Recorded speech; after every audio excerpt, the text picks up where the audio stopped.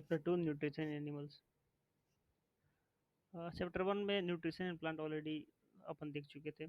Nutrition animal like animal nutrition के हिसाब से देखा जाए ना तो एनिमल को दो भाग में बांट सकते हैं। एक जिनके पास डाइजेस्टिव सिस्टम हो और एक जिनके पास डाइजेस्टिव सिस्टम ना हो। तो डाइजेस्टिव सिस्टम जिनके पास हो उनमें आते हैं हम और जानवर लाइक मैन एंड एनिमल। और जिनके पास डाइजेस्टिव सिस्टम ना हो वो है जैसे single celled organism like amoeba. अब डाइजेशन का प्रोसेस लाइक जो बेसिकली देखते हैं न्यूट्रिशन का प्रोसेस इसमें तीन पार्ट होगा। खाना, पहले खाना, उसके बाद से उसका डाइजेशन होना और उसका फिर बाहर निकालना। तो इस चैप्टर में ये पूरा कवर है ना। एनिमल जो है वो प्लांट से खाना लेते हैं डायरेक्टली उनको खा करके या फिर इनडायरेक्टली उनके फल को खा करके। और न्यूट्रिशन, खाना वो खाना और फिर उसका यूटिलाइज करना बॉडी में, ये पूरा प्रोसेस न्यूट्रिशन होता है ना। डाइजेशन जो है, digestion is basically breaking down of complex food in in simple food. मतलब कॉम्प्लेक्स खाना को छोटे छोटे पार्टिकल्स में तोड़ना बेसिकली डाइजेशन है। जैसे कार्बोहाइड्रेट को शुगर और ग्लूकोज में तोड़ना। अब पहला स्टेप जो है कि खाना आदमी निगलता कैसे, लाइक खाना खाता कैसा है। तो जैसे बीज और हमिंग बर्ड को देखा जाए तो वो नेक्टर को सक करती हैं।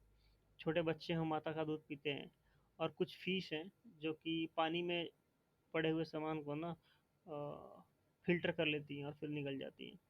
अब एक एक्टिविटी है जिसमें बताया गया है कि लिस्ट कीजिए कि कौन-कौन से जानवर कहाँ-कहाँ से खाना खाते हैं। इंटरेस्टिंग फैक्ट है स्टारफिश के बारे में कि स्टारफिश जो होती है ना उसको बस अपना एक टाइप से समझ लीजिए ना कि मुँह में कुछ नहीं है। तो क्या है कि स्टारफिश है, स्टमक है और डायरेक्ट स्टमक को बाहर निकालती है और किसी भी एनिमल्स को लाइक अपने स्टमक में ले लेती है और फिर स्टमक को अंदर डाल लेती है। ये स्टारफिश का प्रोसेस है। अगर ह्यूमन डाइजेशन के प्रोसेस को देखा जाए तो that is a very complex process. तो इसमें क्या होता है ना कि अगर इन नटशेल देखा जाए तो आदमी जो खाना लेता है मुंह में that is through buccal cavity. यहाँ पे सैलिवरी ग्लैंड जो सैलिवा देता है और यहाँ सैलिवा एक्शन करता है। आफ्टर दैट वो खाना मुंह होता है ओएसोफेगस के थ्रू नीचे, ओएसोफेगस मूवमेंट के कारण। फिर ये जो स्टमक है ना, स्टमक में कुछ डाइजेशन होता है।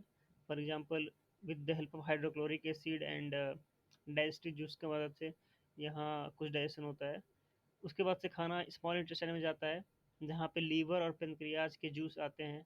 और वो जूस लाइक वो इंजाइम्स बेसिकली ब्रेक डाउन करते हैं। Point to be noted is कि कंप्लीट फूड का डाइजेशन स्मॉल इंटेस्टाइन में कंप्लीट हो जाता है। और यहाँ यही एब्जॉर्प्शन भी होता है। एब्जॉर्प्शन इन द सेंस कि जब डाइजेशन हो गया तो वो एलिमेंट्स जो हैं वो एब्जॉर्ब, छोटे छोटे छोटे छोटे पार्टिकल्स होते हैं, लाइक प्रोजेक्शन होता है स्मॉल इंटेस्टाइन के एंड में। वो सारा न्यूट्रिएंट्स एब्जॉर्ब करके ब्लड के पास पहुंचा देती है। और तो इसलिए यहाँ कंप्लीट डाइजेशन हो जाता है। और जो लार्ज इंटेस्टाइन है ना उसमें सिर्फ वाटर और सॉल्ट ही एब्जॉर्प्शन होता है। ओके।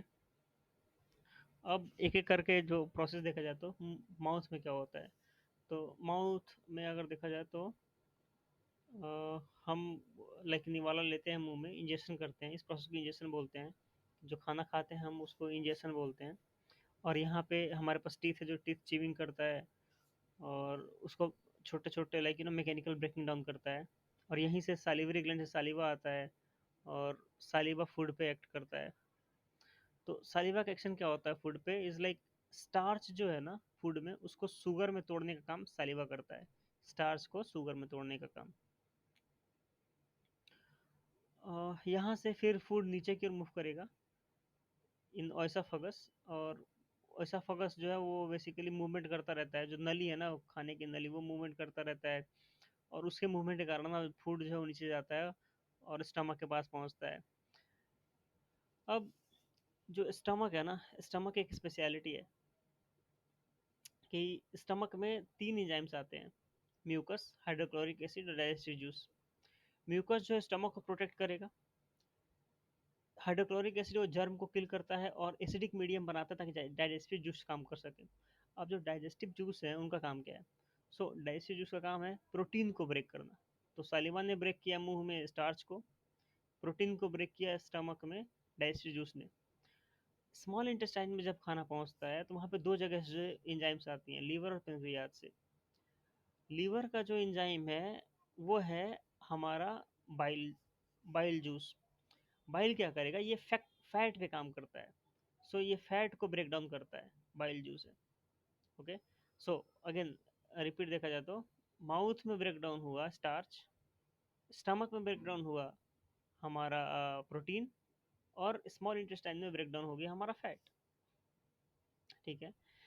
अब पेनक्रियाटिक जूस जो आती है स्मॉल इंटेस्टाइन में, तो स्मॉल इंटेस्टाइन में जो पेनक्रियाटिक जूस है, ऑलरेडी हमने देख चुका है कि स्मॉल इंटेस्टाइन में पहले लीवर का बाइल जूस आ गया है, वो ब्रेक डाउन कर चुका है फैट को।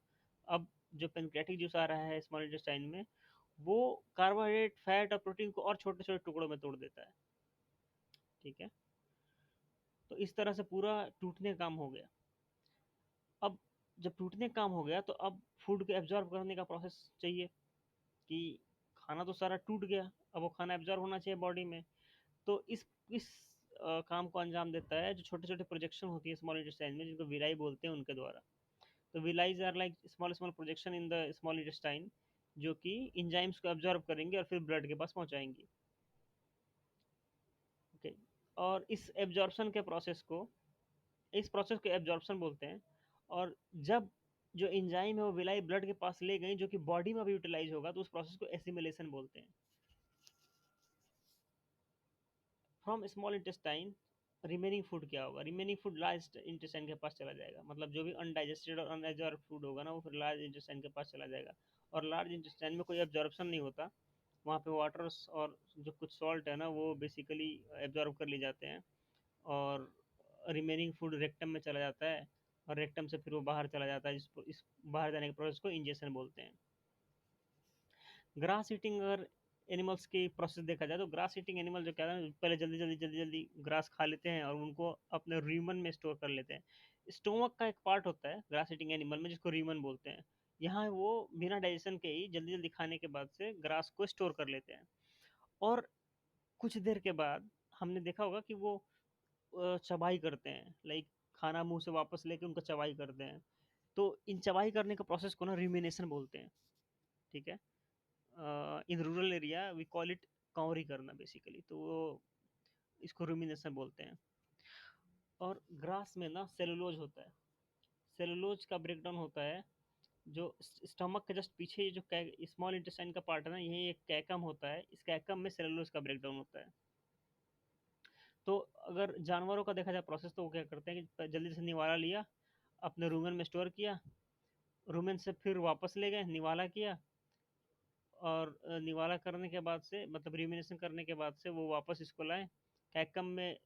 यहाँ इस पार्ट को कैकम बोलते हैं। कैकम को में बेसिकली उन्होंने ब्रेक डाउन किया, ये दिस पार्ट था। हाँ, तो कैकम में उन्होंने ब्रेक डाउन किया सेलुलोज को, और फिर यहाँ से स्मॉल इंटेस्टाइन में भेज दिया, स्मॉल इंटेस्टाइन में सारा एब्जॉर्प्शन हो गया और फिर फूड बाहर निकल जाएगा। अमीबा को देखा जाए अगर, तो अमीबा इज लाइक वो ऐसा जीव जिसके पास डाइजेस्टिव सिस्टम नहीं है। अगर डाइजेस्टिव सिस्टम नहीं है तो क्या करेगा, वो डायरेक्टली क्या करता है, अपने बॉडी को चेंज करता रहता है। तो बॉडी इसका फ्लेक्सिबल होता है बेसिकली। तो कोई भी फूड पार्टिकल आया, अपने बॉडी से प्रोजेक्शन निकालते हैं, जिसको स्यूडोपोडिया बोलते हैं। और वो प्रोजेक्शन फूड लेता है अंदर और फिर एब्जॉर्व कर लेता है, और जाके फूड वक्यूल में स्टोर हो जाएगा, और वो फूड फिर यूज कर लेता है अमीबा। तो इस तरह से पूरा प्रोसेस तीन बॉडीज, तीन एनिमल्स का अलग अलग कंप्लीट हो जाता है।